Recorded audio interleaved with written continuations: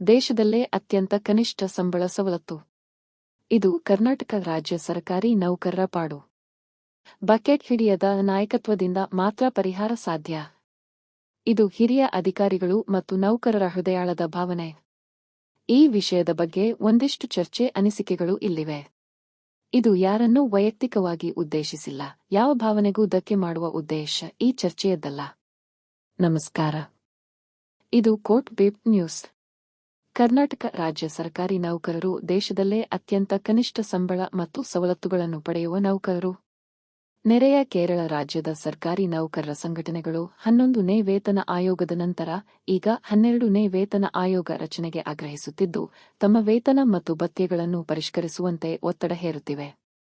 ಕೇಂದ್ರದ ಮಾದರಿಯಲ್ಲಿ pay commission ರಚಿಸದೆ ಸರ್ಕಾರವೇ ನೇರವಾಗಿ ವೇತನ ಪರಿಷ್ಕರಣೆ ಮಾಡುವ ಸಾಧ್ಯತೆಯೂ ಇದೆ. ಕೇರಳದಲ್ಲಿ 12ನೇ ವೇತನ ಆಯೋಗಕ್ಕೆ ಸಿದ್ಧತೆಗಳು ನಡೆಯುತ್ತಿದ್ದರೆ, ನಮ್ಮ ಕರ್ನಾಟಕ ರಾಜ್ಯದಲ್ಲಿ 7ನೇ ವೇತನ ಆಯೋಗದ ಶಿಫಾರಸುಗಳು ಕಾಲ್ಪನಿಕವಾಗಿ 1 ಜುಲೈ 2022ರಿಂದ ಅನ್ವಯವಾಗಿದ್ದು, ನೌಕರರಿಗೆ ಆರ್ಥಿಕ ಸೌಲಭ್ಯಗಳು 1 ಆಗಸ್ಟ್ 2024ರಿಂದ ದೊರೆತಿವೆ. ವೇತನ ಆಯೋಗಗಳ ರಚನೆಯಲ್ಲಿ ವಿಳಂಬ ಉಂಟಾಗಿರುವುದರಿಂದ ಕೇರಳ ರಾಜ್ಯಕ್ಕೆ ಹೋಲಿಸಿದರೆ ನಮಗೆ 3 ವೇತನ ಆಯೋಗಗಳ ನಷ್ಟ ಉಂಟಾಗಿದೆ. 1 ಜುಲೈ 2022ರಿಂದ ನಮಗೆ ಬಾಕಿ ವೇತನ ಮತ್ತಿತರ ಸೇವಾ ಸೌಲಭ್ಯಗಳು ದೊರೆಯಬೇಕಾಗಿತ್ತು. ಕೇಂದ್ರ ಸರ್ಕಾರಿ ನೌಕರರಿಗೆ ವೇತನ ಪರಿಷ್ಕರಣೆ ಎಷ್ಟೇ ವಿಳಂಬವಾದರೂ ನಿಗದಿತ ದಿನಾಂಕದಿಂದ ಆರ್ಥಿಕ ಸೌಲಭ್ಯ ಬಾಕಿ ವೇತನ ದೊರಕುತ್ತದೆ. ನಮ್ಮ ರಾಜ್ಯದಲ್ಲಿ 1 ಜುಲೈ 2022ರಿಂದ ಕಾಲ್ಪನಿಕ ವೇತನ ನಿಗದಿ ಮಾಡಿರುವುದರಿಂದ 1 ಜುಲೈ 2022ರಿಂದ 31 ಜುಲೈ 2024 ರ ಅವಧಿಯಲ್ಲಿ ನಿವೃತ್ತರಾದ ಸಾವಿರಾರು ನೌಕರರು ನಿವೃತ್ತಿ ಸೌಲಭ್ಯಗಳಲ್ಲಿ ಭಾರೀ ಆರ್ಥಿಕ ನಷ್ಟವನ್ನು ಅನುಭವಿಸಿದ್ದಾರೆ. ಇದೀಗ ಕೇಂದ್ರ ಸರ್ಕಾರ ತನ್ನ ನೌಕರರ ವೇತನ ಹಾಗೂ ಇತರ ಸೇವಾ ಸೌಲಭ್ಯಗಳನ್ನು ಪರಿಷ್ಕರಿಸಲು 8ನೇ ವೇತನ ಆಯೋಗವನ್ನು ರಚಿಸಿದೆ. ಕೇಂದ್ರ ಸರ್ಕಾರದ ನೌಕರರಿಗೆ ದಿನಾಂಕ 1 ಜನವರಿ 2026ರಿಂದ ವೇತನ ಹೆಚ್ಚಳ ಆಗುತ್ತಿದೆ. ಕೇಂದ್ರ ಸರ್ಕಾರಿ ನೌಕರರ ಕನಿಷ್ಠ ವೇತನ 51,480ಕ್ಕೆ ನಿಗದಿಯಾಗುವ ಸಾಧ್ಯತೆಯಿದೆ. ಸಂಬಳ, ಬಡ್ತಿ, ವರ್ಗಾವಣೆ, ಕೆಲಸದ ವಾತಾವರಣ, ಕೆಲಸದ ಸಮಯ ಇತ್ಯಾದಿಗಳ ವಿಷಯದಲ್ಲಿ ಕೇಂದ್ರ ಅಥವಾ ಇತರ ರಾಜ್ಯಗಳ ಸರ್ಕಾರಿ ನೌಕರರನ್ನು ಹೋಲಿಸಿದಾಗ ಕರ್ನಾಟಕ ರಾಜ್ಯದ ಸರ್ಕಾರಿ ನೌಕರರ ಅತ್ಯಂತ ಕಡಿಮೆ ಸಂಬಳ ಹಾಗೂ ಇತರ ಸೇವಾ ಸೌಲಭ್ಯಗಳನ್ನು ಪಡೆಯುತ್ತಿದ್ದಾರೆ. ಸ್ಪಷ್ಟವಾಗಿ ಹೇಳುವುದಾದರೆ, ಕೇಂದ್ರ ಸರ್ಕಾರಿ ಉದ್ಯೋಗಿಗಳು ಕರ್ನಾಟಕ ರಾಜ್ಯದ ಸರ್ಕಾರಿ ಉದ್ಯೋಗಿಗಳಿಗಿಂತ ಹೆಚ್ಚಿನ ಸಂಬಳ ಮತ್ತು ಸೇವಾ ಸೌಲಭ್ಯಗಳನ್ನು ಪಡೆಯುತ್ತಿದ್ದಾರೆ. ಕೇಂದ್ರ ಸರ್ಕಾರಿ ಉದ್ಯೋಗಗಳಲ್ಲಿ ಸವಲತ್ತುಗಳು ಮತ್ತು ಭತ್ಯೆಗಳು ಉತ್ತಮವಾಗಿವೆ. ಅವುಗಳನ್ನು ಈ ಕೆಳಗೆ ವಿವರಿಸಲಾಗಿದೆ. ಆರೋಗ್ಯ ಭದ್ರತೆ. ಅತ್ಯಂತ ಮುಖ್ಯವಾದ ವಿಷಯವೆಂದರೆ ಸ್ವಯಂ ಮತ್ತು ಅವಲಂಬಿತರಿಗೆ, ವಿಶೇಷವಾಗಿ ವೃದ್ಧಾಪ್ಯದ ಪೋಷಕರಿಗೆ ಆರೋಗ್ಯ ಭದ್ರತೆ. ಆದ್ದರಿಂದ ಇಲ್ಲಿ ಸಿಜಿಎಚ್ಎಸ್ ಕೇಂದ್ರ ಸರ್ಕಾರದ ಆರೋಗ್ಯ ಯೋಜನೆ ಬರುತ್ತದೆ.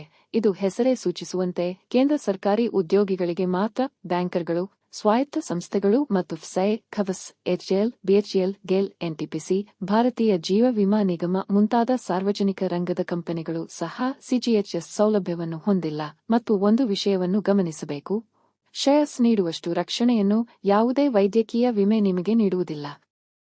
ನಮ್ಮ ರಾಜ್ಯದಲ್ಲಿ ಸರ್ಕಾರಿ ನೌಕರರಿಗೆ ಕರ್ನಾಟಕ ಆರೋಗ್ಯ ಸಂಜೀವಿನಿ ಯೋಜನೆಯನ್ನು ಈ ವರ್ಷ ಜಾರಿಗೊಳಿಸಲಾಗಿದೆ.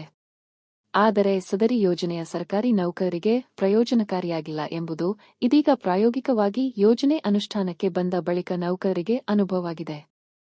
ಸಾರಿಗೆ ಭತ್ಯೆ. ಸಾರಿಗೆ ಭತ್ಯೆಯನ್ನು ಸಂಬಳದ ಒಂದು ಭಾಗವಾಗಿ ಕೇಂದ್ರ ಸರ್ಕಾರಿ ನೌಕರರಿಗೆ ಮಾತ್ರ ನೀಡಲಾಗುತ್ತದೆ. ಇದಲ್ಲದೆ ಪ್ರಯಾಣ ಭತ್ಯೆ ಮೇಲೆ ತುಟ್ಟಿ ಭತ್ಯೆಯನ್ನು ಸಹ ನೀಡಲಾಗುತ್ತದೆ. ನಮ್ಮ ರಾಜ್ಯದ ನೌಕರರಿಗೆ ಈ ಸೌಲಭ್ಯ ಇಲ್ಲ. ರಜೆ, ಪ್ರಯಾಣ ರಿಯಾಯಿತಿ, ಎಲ್ಟಿಸಿ. ಕೇಂದ್ರ ಸರ್ಕಾರಿ ಇಲಾಖೆಗಳಲ್ಲಿ ರಜೆ, ಪ್ರಯಾಣ ರಿಯಾಯಿತಿ ಅತ್ಯುತ್ಕೃಷ್ಟವಾಗಿದೆ. ನಮ್ಮ ರಾಜ್ಯದಲ್ಲಿ ಯಾವ ನೌಕರನೂ ಈ ಸವಲತ್ತು ಪಡೆಯಲು ಇಚ್ಛಿಸುವುದಿಲ್ಲ, ಏಕೆಂದರೆ ಕೇವಲ ಸಾರಿಗೆ ವೆಚ್ಚವನ್ನು ಮಾತ್ರ ನೀಡಲಾಗುತ್ತದೆ. ತುಟ್ಟಿ ಭತ್ಯೆ, ಐಸಿಪಿಎನ್ ಹಣದುಬ್ಬರವನ್ನು ಅವಲಂಬಿಸಿ ಪ್ರತಿ 6 ತಿಂಗಳಿಗೊಮ್ಮೆ ಪರಿಷ್ಕರಿಸಲಾಗುವ ತುಟ್ಟಿ ಭತ್ಯೆಯನ್ನು ಮೊದಲು ಕೇಂದ್ರ ಸರ್ಕಾರಿ ನೌಕರರಿಗೆ ನೀಡಲಾಗುತ್ತದೆ. ನಮ್ಮ ರಾಜ್ಯವೂ ಸೇರಿ ಉತ್ತರ ಪ್ರದೇಶ ಸರ್ಕಾರವನ್ನು ಹೊರತುಪಡಿಸಿ ಯಾವುದೇ ಸರ್ಕಾರವು ಕೇಂದ್ರ ಸರ್ಕಾರಕ್ಕೆ ಸಮಾನವಾಗಿ ತಮ್ಮ ಉದ್ಯೋಗಿಗಳಿಗೆ ಡಿಎ ಪಾವತಿಸುವುದಿಲ್ಲ. ಮಕ್ಕಳ ಶಿಕ್ಷಣ ಭತ್ಯೆ. ಕೇಂದ್ರ ಸರ್ಕಾರಿ ನೌಕರರಿಗೆ ಮಾತ್ರ ವಿನಾಯಿತಿಗಳನ್ನು ಹೊರತುಪಡಿಸಿ ಈ ಸೌಲಭ್ಯವಿದೆ.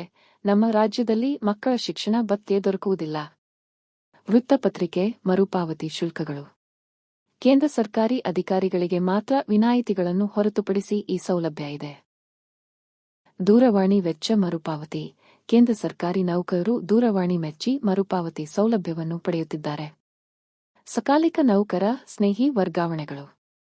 ಕೇಂದ್ರ ಸರ್ಕಾರಿ ನೌಕರರಿಗೆ ಬಹುತೇಕ ಯಾವುದೇ ರಾಜಕೀಯ ಹಸ್ತಕ್ಷೇಪವಿಲ್ಲದೆ ವರ್ಗಾವಣೆಯ ನಿಯಮಗಳನ್ನು ಪಾಲಿಸಿ ನೌಕರರಿಗೆ ತೊಂದರೆಯಾಗದ ರೀತಿಯಲ್ಲಿ ವರ್ಗಾವಣೆ ನಡೆಯುತ್ತದೆ. ಒಳ್ಳೆಯ ವಾತಾವರಣ. ಸಕಾಲಿಕ ಬಡ್ತಿ. ಕೆಲಸ ಮಾಡುವ ಸ್ಥಳಗಳಲ್ಲಿ ಉತ್ತಮ ವಾತಾವರಣ ಕೇಂದ್ರ ಸರ್ಕಾರಿ ಕಚೇರಿಗಳಲ್ಲಿ ನಿರ್ಮಾಣವಾಗಿದೆ. ಮೇಲಿನ ಅಂಶಗಳ ಅಭಾವ ರಾಜ್ಯ ಸರ್ಕಾರಿ ನೌಕರರ ಅನುಭವಿಸುತ್ತಿದ್ದಾರೆ. ಕೇರಳ ರಾಜ್ಯದಲ್ಲಿ ನೌಕರರ ಪರ ಚಿಂತನೆಯ ನೌಕರ ಸಂಘಟನೆಗಳಲ್ಲಿ ಹಾಗೂ ಆಡಳಿತ ಸರ್ಕಾರದ ಮನವೊಲಿಸಿ ಬೇಡಿಕೆಗಳನ್ನು ಈಡೇರಿಸುವ ಚಾಕಚಕ್ಯತೆ ಇದೆ. ಅದೇ ಚಿಂತನೆಯ ನೌಕರರ ಪರವಾಗಿರುವ ರಾಜಕೀಯ ಪಕ್ಷದ ಸರ್ಕಾರ ಆಳ್ವಿಕೆ ನಡೆಸುತ್ತಿರುವುದರಿಂದ ಸಕಾಲಕ್ಕೆ ವೇತನ ಪರಿಷ್ಕರಣೆಯಾಗಿ ಇದೀಗ 12ನೇ ವೇತನ ಆಯೋಗ ರಚನೆಗೆ ಸಿದ್ಧತೆ ನಡೆಯುತ್ತಿದೆ. ಆಡಳಿತ ನಡೆಸುತ್ತಿರುವ ಸರ್ಕಾರದೊಂದಿಗೆ ಉತ್ತಮ ಬಾಂಧವ್ಯವನ್ನು ಇಟ್ಟುಕೊಂಡಲ್ಲಿ ನೌಕರರ ಬೇಡಿಕೆಗಳು ಖಂಡಿತವಾಗಿಯೂ ಈಡೇರಲು ಸಾಧ್ಯ. ಈ ಹಿಂದೆ ನಮ್ಮ ರಾಜ್ಯದ ನೌಕರ ಸಂಘಟನೆ ರಾಜ್ಯದ ಸಮಸ್ತ ನೌಕರರನ್ನು ಪ್ರತಿನಿಧಿಸುವ ಏಕೈಕ ಸಂಘಟನೆಯಾಗಿದ್ದು, ಜಾತ್ಯತೀತ, ಪಕ್ಷಾತೀತ, ನೌಕರರ ಸ್ನೇಹಿ ಸಂಘಟನೆ ಎಂಬ ಖ್ಯಾತಿ ಪಡೆದು ದೇಶದಲ್ಲೇ ಮಾದರಿ ನೌಕರ ಸಂಘಟನೆಯಾಗಿತ್ತು.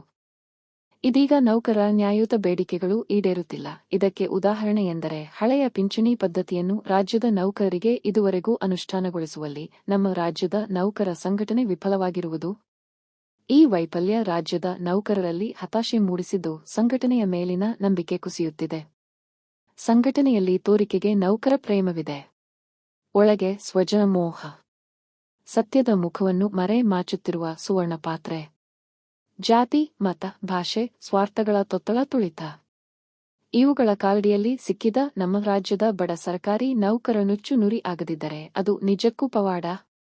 ತಮ್ಮ ಸ್ವಾರ್ಥ ಸಾಧನೆಗಾಗಿ ಕಂಡವರ ಬಾಲ ಹಿಡಿಯದ, ಆರ್ಥಿಕ ಆಮಿಷಗಳಿಗೆ ಹಾತೊರೆಯದ, ನಿಸ್ವಾರ್ಥ ಮನೋಭಾವದ ಧುರೀಣರನ್ನು ಸಂಘಟನೆಯ ನಾಯಕತ್ವಕ್ಕೆ ಆರಿಸಿದಾಗ ಮಾತ್ರ ನೌಕರರು ತಮ್ಮ ಬೇಡಿಕೆಗಳನ್ನು ಈಡೇರಿಸಿಕೊಳ್ಳಲು ಸಾಧ್ಯ. ಒಂದು ವೇಳೆ ವ್ಯತಿರಿಕ್ತವಾಗಿ ನಡೆದಾಗ ಅಧಿಕಾರದಿಂದ ಕೆಳಗಿಳಿಸುವಂತಹ ಮಹಾಶಕ್ತಿ ಸಾಮಾನ್ಯ ನೌಕರರಿಗೆ ಬಂದಾಗ ಮಾತ್ರ ನಮ್ಮ ಭಾಗ್ಯೋದಯದ ಬಾಗಿಲು ತೆರೆಯಲಿದೆ. ಇದು ಸರ್ಕಾರಿ ನೌಕರರಿಗೆ ಆಗುತ್ತಿರುವ ತಾರತಮ್ಯದ ಬಗೆಗಿನ ಒಂದು ಚರ್ಚೆ.